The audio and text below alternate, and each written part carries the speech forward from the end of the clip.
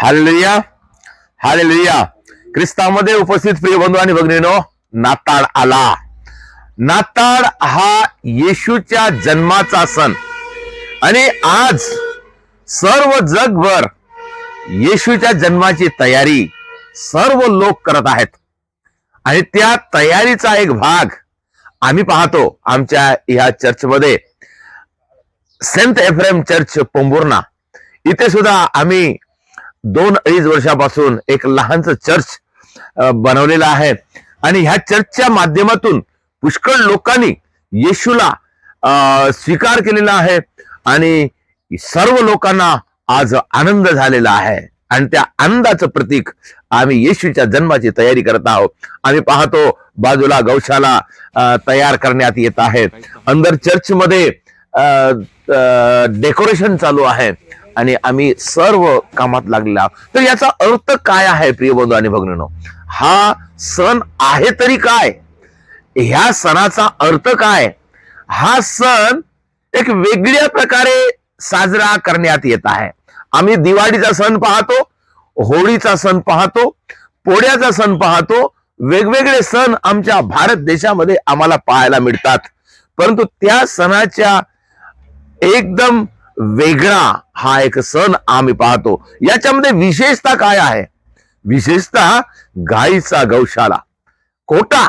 सर्वसाधारण आपल्या गावठी भाषेमध्ये म्हटलं तर गाईचा कोटा, जिथं जनावर बांधलेले असतात, जनावरांना चारा पाणी टाकण्यात येते आणि जनावर तिथं बांधलेले असतात, अशा ठिकाणी म्हणजे त्याला म्हणतात गाईचा कोटा. आणि त्या गाईच्या कोट्यामध्ये येशू जन्म झाला. तर याच्या मागचा इतिहास काय आहे आम्हाला माहित आहे प्रियजनो. आम्ही बायबलमध्ये वाचतो, लूक अध्याय 2. आम्ही याच्यामध्ये आम्हाला वाचायला मिळते की येशूच्या जन्माच्या आधी जेव्हा जोसेफ आणि मरिया हे दोघांचे लग्न होणे ठरले होते आणि त्यावेळची एक घटना काय झाली आपण पाहतो.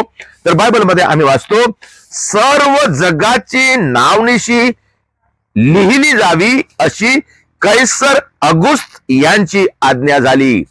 त्यावेळचा राजा म्हणजे कैसर ऑगस्ट यांनी वाणी केली, आज्ञा केली की सर्व लोक, जगातील सर्व लोक आपापल्या गावी जाऊन आपली नावनिशी करावं. आणि त्यासाठी नावनिशी करण्यासाठी हे दोघं जोसेफ आणि मरिया बेतलेमात जायला निघाले.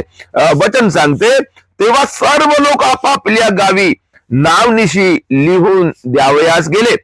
योसेफ हा दाविदाच्या घराण्यातला व कुळातला असल्यामुळे तोही गालिलातील नासरेत गावाहून वर यहुदियातील दाविदाच्या बेतलेहेम गावी गेला. म्हणजे नावनिशी करण्यासाठी जोसेफ आणि मरिया हे दोघही निघाले आणि ते गाढवावर बसून गेले आणि त्यांना जाण्यासाठी खूप वेळ लागला आणि ते गाढवावर जात असल्यामुळं पुष्कळ दिवस लागले त्यांना प्रवास करायला. आणि मरिया गरोदर होती आणि त्या गरोदर अवस्थेमध्ये ती जेव्हा गेली, त्यांना माहित नव्हतं की मरियेचे दिवस पूर्ण होतील. आणि जेव्हा ते बेतलेमात पोहोचले, त्यांच्या घरी गेले नाही आणि ते रस्त्यावर होते, तेव्हा तिचे दिवस पूर्ण झाले.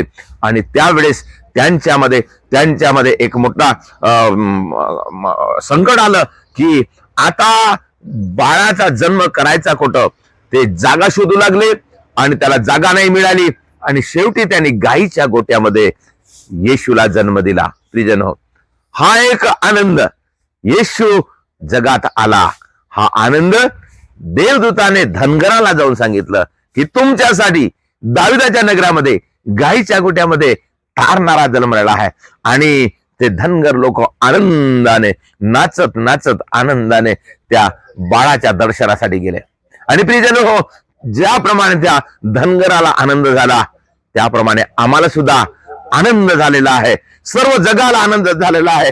खरोखर एक आनंदाची गोष्ट आहे, आनंदाची बातमी आहे की येशू तारणारा आमच्यामध्ये आला. म्हणून सर्व जग आज, जगातील सर्व लोक, सर्व कॅथलिक लोक आज तयारी करत आहेत आणि त्या तयारीचा भाग आम्ही पाहत आहोत. आम्ही गौशाला बनवत आहोत इकडे आणि ह्या चर्चमध्ये तयारी चालू आहे आणि गावोगावी जाऊन करोल सिंगिंग करून लोकांना संदेश दिला जाते की येशू येत आहे, तारणारा येत आहे, मुक्तीदाता येत आहे आणि तो आमचे तारण करणार आहे. खरोखर प्रिय बंधू आणि भगिनींनो, हे एक आम्ही पाहतो एक बाह्य दृश्य आहे, हे तर बाह्य आनंद आहे, हा तर झालाच पाहिजे आम्हाला. परंतु आम्हाला सर्वात महत्वाची गोष्ट काय आहे की आमच्या अंतःकरणामध्ये आज प्रभू जन्म घेणार आहे, आमचं अंतःकरण बदलणार आहे, आम्हाला नवीन जीवन मिळणार आहे, ह्याचा आनंद आम्हाला होत आहे.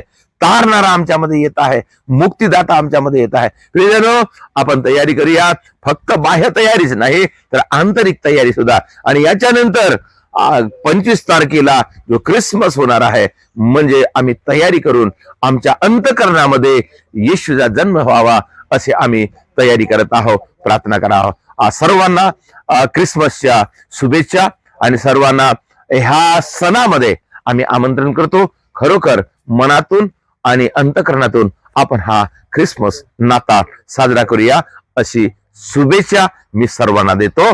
आमेन. Hallelujah, hallelujah, hallelujah.